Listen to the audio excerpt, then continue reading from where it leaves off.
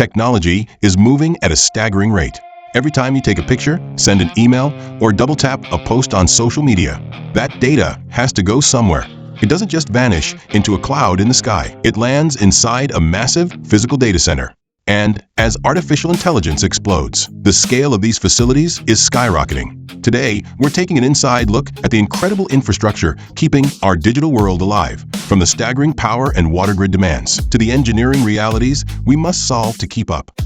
We have more data centers in this state than anywhere else globally, and from the looks of things, isn't slowing down anytime soon. The state of Virginia is essentially building the plane while flying it. Virginia handles roughly 70% of the world's daily internet traffic, making it the absolute global epicenter of data infrastructure. And that pace isn't slowing down.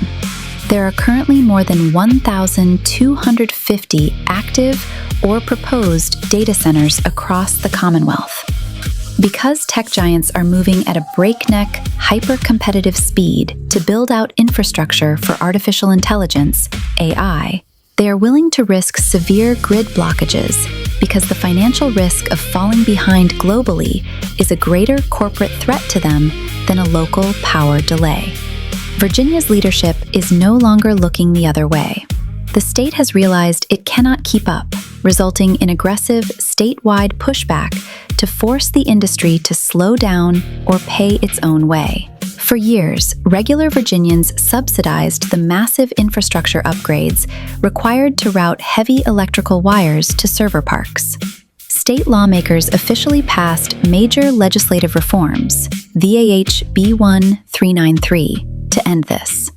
Under these new rules, any data center drawing 25 megawatts, MW, or more must independently pay for the new electric generation capacity they require. The law legally forbids utilities like Dominion Energy from passing those multi-billion-dollar construction bills onto regular residential customers. Virginia historically kept data centers coming via massive, multi-billion-dollar sales tax exemptions on computer equipment. The state government is now locked in a fierce, unprecedented political civil war over this. The Virginia Senate has pushed to completely eliminate the tax breaks unless data centers meet strict green energy and local environmental compliance rules. To offset costs, Virginia implemented a brand new data center electricity consumption tax. Effective immediately, data center operators are charged $0.011 per kilowatt hour of electricity consumed.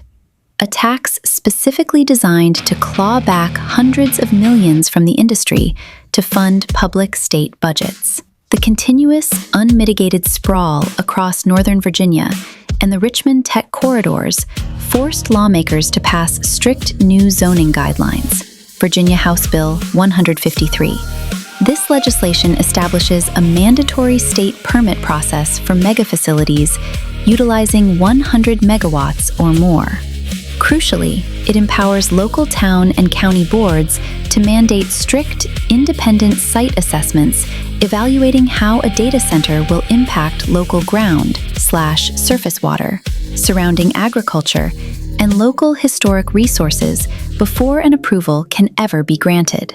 PJM Interconnection, the regional transmission organization managing Virginia's electricity, recently suffered its first ever severe capacity procurement shortfall.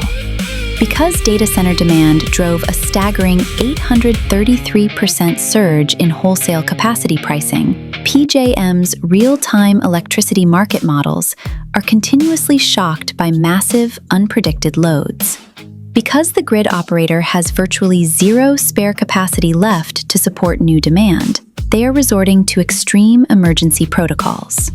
During severe mid-Atlantic heat waves, the Department of Energy issues emergency operational orders, forcing data centers to entirely disconnect from the public grid and run 100% on their massive, highly polluting on-site backup diesel generators to keep regular households from plunging into blackouts. The bottom line: tech companies are still trying to buy up land because Virginia possesses the most advanced fiber optic network on Earth. However, they are hitting an absolute wall of mathematical reality. With transmission line congestion costing billions and a multi-year waiting list just to connect to a substation, the era of Virginia looking the other way for free tech growth has officially ended out of pure structural necessity. Until recently, state and local governments were enjoying themselves making high-dollar deals with tech companies that their produced revenue, which, by the way, the residents never saw. The disconnect between multi-billion-dollar corporate deals and what actually shows up on a residential utility bill is the core reason the state is currently facing an unprecedented public backlash. People's frustration is entirely justified, as the rapid surge in data center development has historically forced regular households to shoulder the burden. Data centers pay massive property and equipment taxes directly to local county or city governments. They completely bypass the utility grid. Under traditional regulatory guidelines, when a utility needs to string miles of new high-voltage transmission lines, build complex substations, or keep fossil fuel plants active to supply a new multi-megawatt customer, the legal cost of building that grid expansion gets blended evenly into everyone's rates. Everyday residents have been financially subsidizing the massive electrical delivery systems required by big tech. PJM Interconnection, the regional transmission organization supplying Virginia, runs wholesale auctions to guarantee there is enough backup power available during high-strain events. Because AI data centers have consumed virtually all available spare power, the price utilities must pay just to secure power capacity exploded by 833% for the current delivery year. The Dominion Energy Zone now faces wholesale capacity costs 65% higher than neighboring regions, and those supply fees are legally passed directly down to the consumer. The state's shift to end the subsidies. The severe political pressure generated by homeowners seeing spikes in their monthly bills has finally forced state regulators and lawmakers to strip away these protections for tech companies, forcing data centers to pay upfront. The Virginia State Corporation Commission, SCC, recently ordered a transition to a completely new high-load customer class called GS5.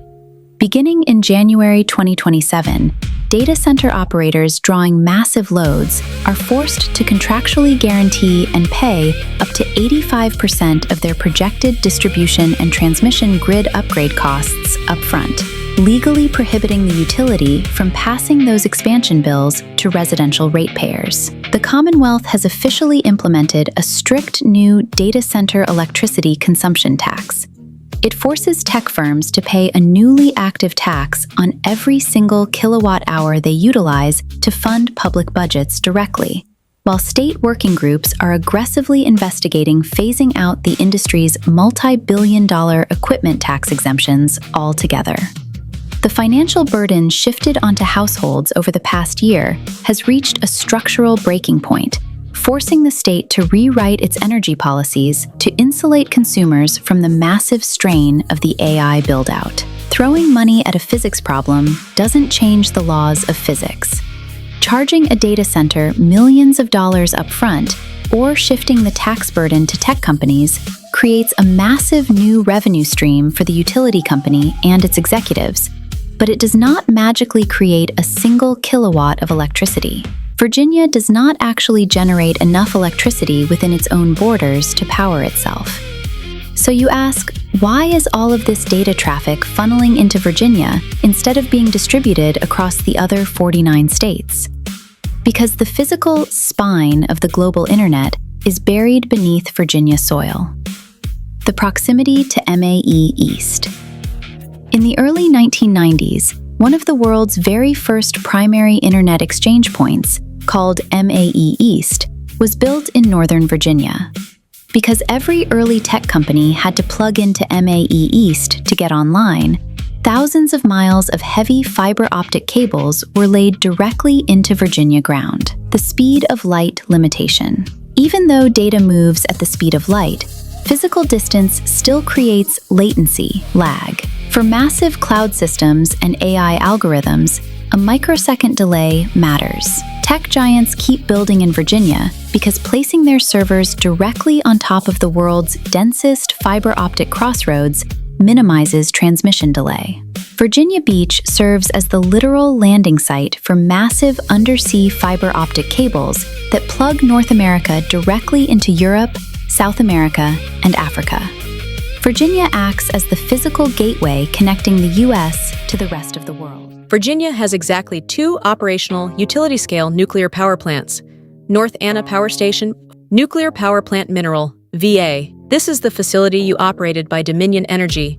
Its 2 active reactors generate roughly 1,900 megawatts of power. Surrey Power Station, Nuclear Power Plant Open, Surrey, VA, located across the James River from Jamestown. This is Virginia's 2nd active nuclear station, providing another 1,700 megawatts of baseload power. Together, these 2 plants provide roughly 30% of the state's entire electrical supply. However, the data center boom is threatening to swallow that entire output. Amazon signed a major agreement with Dominion Energy to explore funding and building a small modular reactor, SMR, right next to the existing North Anna plant. SMRs are advanced, downsized reactors built in factories and shipped to the site. However, this is strictly in the study and licensing phase, with operational targets not expected until the mid-2030s. The Chesterfield Fusion Project, the proposed facility in Chesterfield County, is a partnership with Commonwealth Fusion Systems, CFS, an MIT spinoff. They plan to build the world's first commercial grid-scale nuclear fusion plant called the ARC project on a 94-acre plot leased from Dominion Energy. Google has already stepped in and signed a contract to purchase 50% of all the electricity this Chesterfield fusion plant generates before a single brick has even been laid. Fusion power has never been successful on a scale level as of yet. And the problem with a 3rd reactor at North Anna is cooling it. A 3rd reactor would put more stress on a system that is already stressed, not to mention that the North Anna power plant was built directly over a fault line. When you look at the actual physics and geography of these projects, concerns are backed up by serious data and long-standing controversies. Lake Anna was explicitly built in the 1970s to serve as a massive cooling pond for the North Anna power station. The 2 existing reactors already require roughly 2 million gallons of water per minute to move through the system to condense steam. That water is discharged back into the lake warmer than when it entered during scorching Virginia summers. This waste heat, combined with agricultural runoff, creates a perfect breeding ground for toxic, harmful algal blooms, chabs, which frequently shut down parts of the lake to swimmers. The evaporation trap. Adding a 3rd reactor would dramatically spike the lake's temperature and increase the rate of evaporation. During historic summer droughts, Lake Anna's water levels have dropped significantly. Environmental analyses show that if a 3rd reactor had been running during past droughts, the water levels would have dropped low enough to force a complete shutdown of the entire power plant. The fact that a nuclear plant sits near a tectonic fault line is one of the most controversial chapters in Virginia utility history. During the initial excavation for the North Anna plant in the early 1970s, workers discovered an ancient fault line, known as Fault A, cutting directly through the bedrock beneath the reactor foundations. The utility initially kept this discovery quiet from federal regulators. When the public and the Atomic Energy Commission found out, it triggered massive outrage, resulting in a $32,500 fine against the utility for making false statements regarding the safety of the site. Geologists classified Fault A as a geologically old fault that hadn't moved in millions of years. However, in August 2011, a powerful 5.8 magnitude earthquake struck Mineral, Virginia, just a few miles from the plant. The ground shaking actually exceeded the structural design limits of the nuclear reactors, causing a temporary station blackout, rattling top-heavy water tanks,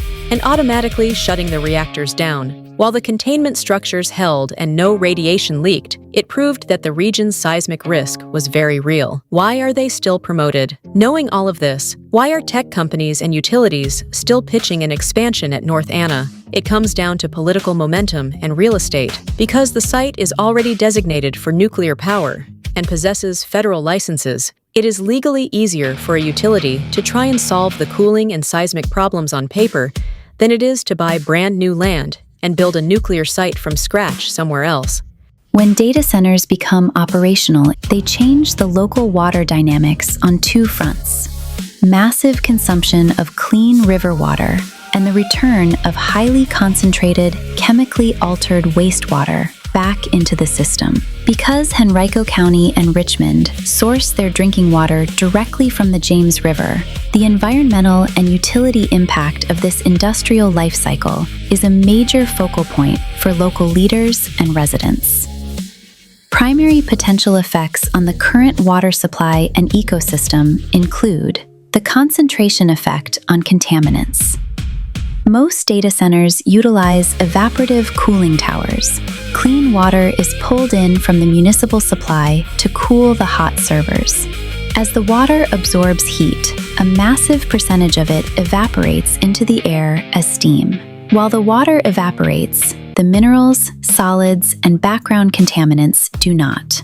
They stay behind in the remaining liquid. The leftover water, known as blowdown or slug loads, becomes a highly concentrated, briny mixture.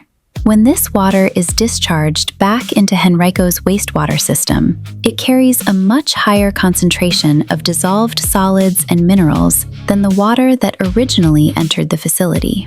To prevent massive industrial cooling loops from rusting, scaling, or growing algae, data centers treat their cooling water with various chemical additives, biocides, and corrosion inhibitors. Discharged water often contains elevated levels of phosphorus, zinc, copper, or specialized anti-scaling chemicals. A growing point of concern in Virginia is the potential presence of PFAS, forever chemicals. These chemicals can leach into the wastewater from the internal server components, semiconductors, and specialized cooling equipment that are routinely replaced. Virginia and the EPA do not currently mandate specific PFAS testing for data center discharge water. Water discharged from data center cooling systems is often significantly warmer than the natural receiving waters. If this heated water reaches local creeks or the James River before fully cooling, it causes thermal pollution. Warmer water holds less dissolved oxygen, which can severely stress native fish species, disrupt aquatic breeding cycles, and trigger rapid, toxic algae blooms. Municipal wastewater plants are built to process predictable organic human waste, not massive, sudden dumps of industrialized chemical water. A single large data center can discharge millions of gallons of wastewater a day. These slug loads can overwhelm local treatment plants, occasionally forcing utilities to invoke strict Clean Water Act authority to make data centers pre-treat their water before dumping it into the sewers. Data centers can consume up to 5 million gallons of water per day, the equivalent of a town of 10,000 to 50,000 people. Henrico and Richmond officials already enforce voluntary water conservation measures during hot summer months due to dropping reservoir and James River levels. Because data centers are active 24/7, their heavy water withdrawals mean there is less baseline water flow available in the James River ecosystem to dilute other regional pollutants, compounding the scarcity issues for everyday citizens during a drought. Fortunately, because you are on a city system, Henrico's drinking water treatment plant is strictly regulated to filter out heavy metals and pathogens before it ever reaches your faucet. However, the rise of data centers means the county will have to work much harder and utilize more aggressive chemical treatment to clean up the source water. At the end of the day, it's easy to look at these massive facilities, the power grids, the billions of gallons of water, and feel overwhelmed. But the reality is this: data centers aren't going anywhere. They're a physical backbone to our modern world. Each time we enjoy the convenience of AI, seamless communications, instant cloud storage, we're participating in this incredible tech boom. The real story isn't a crisis, it's an engineering challenge. I wanted to make this video to shed some light on the hidden infrastructure that keeps our lives moving from day to day. If you learned something new today, please hit that like button. Let me know your thoughts on the whole data center boom in the comments, whether you think it's bad thing, good thing, indifferent. Again, thank you for watching. We'll see you next time. Be true to yourself.